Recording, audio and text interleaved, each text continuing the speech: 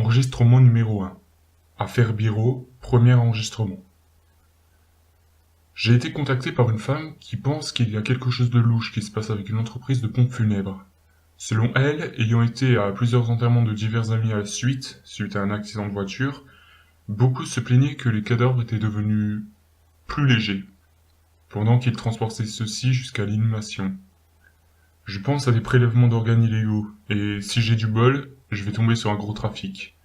Ça va être du gâteau. Enregistrement numéro 2. Affaire Birot, second enregistrement. Je suis allé discuter avec la gérante de l'établissement de pompes funèbres.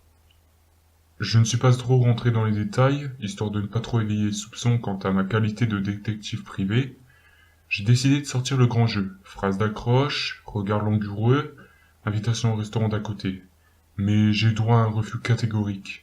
Je ne dois plus être aussi désirable que dans ma jeunesse. Va savoir. Enregistrement numéro 3. Affaire Birot, troisième enregistrement.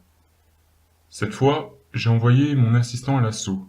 Il a réussi en quelques minutes à amadouer la gérante et à l'amener boire un verre dans un bistrot pas loin d'ici.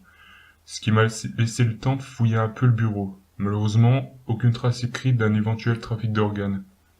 J'ai déposé une caméra dans leur salle où les morts sont traités. Je devrais aller la récupérer une fois qu'un défunt sera passé entre leurs mains. Enregistrement numéro 4. Affaire Birot, quatrième enregistrement. C'est fait. Il y a eu un cadavre de préparé aujourd'hui. Il me suffit de récupérer la caméra et le tour est joué. J'ai envoyé de nouveau mon assistant en diversion pour faire sortir la gérante. En attendant, je vais aller attendre tout en me faisant un bon repas. Dans le restaurant d'à côté, bien sûr. C'est pratique, ces assistants à tout faire. Enregistrement numéro 5. Affaire Birot, cinquième enregistrement. J'ai récupéré la caméra et visionné son contenu. Le commanditeur avait raison. On peut y voir les employés retirer certains organes du défunt et les déposer dans des espèces de caisses. Ils font bien en sorte que cela ne soit pas visible une fois leur travail fait. C'est du grand art. Ça a tout l'air d'être un trafic, mais il me reste à savoir où on séquestre. Enregistrement final. Affaire Birot, sixième enregistrement.